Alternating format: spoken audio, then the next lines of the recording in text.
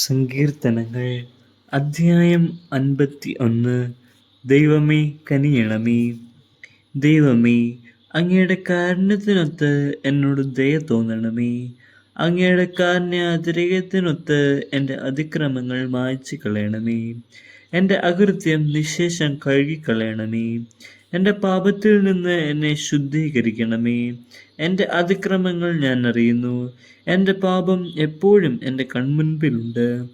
അങ്ങേക്ക് മാത്രം എതിരായി ഞാൻ പാപം ചെയ്തു. അങ്ങയുടെ മുൻപിൽ ഞാൻ തിന്മ പ്രവർത്തിച്ചു. അതുകൊണ്ട് അങ്ങയുടെ വിധി നിർണയത്തിൽ അങ്ങ് നീതിയുക്തനാണ്.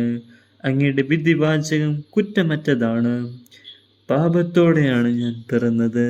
അമ്മയുടെ ഉദരത്തിൽ ഉരുവായപ്പോഴേ ഞാൻ പാപിയാണ്.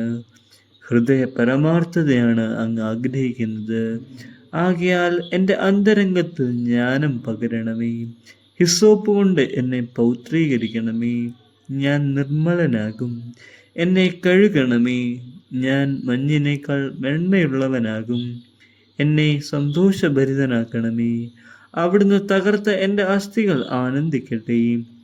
എൻ്റെ പാപങ്ങളിൽ നിന്ന് മുഖം മറയ്ക്കണമേ.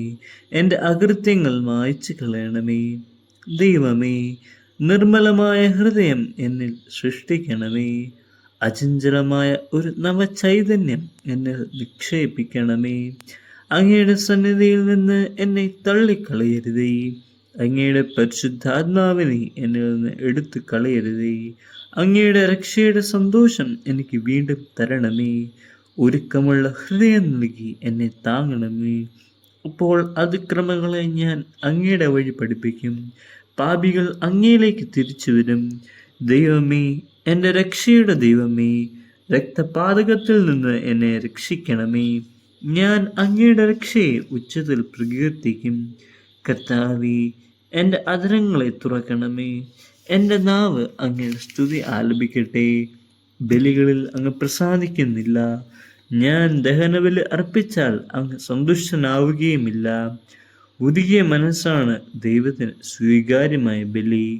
ദൈവമേ, നുറുങ്ങിയ ഹൃദയത്തെ അങ്ങ് നിരസിക്കുകയില്ല. അങ്ങ് പ്രസാദിച്ച് സിയോന് നന്മ ചെയ്യണമേ.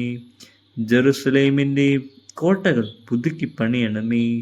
അപ്പോൾ അവിടുന്ന് നിർദ്ദിഷ്ട ബലികളിലും ദഹനബലികളിലും സമ്പൂർണ്ണ ദഹനബലികളിലും പ്രസാദിക്കും.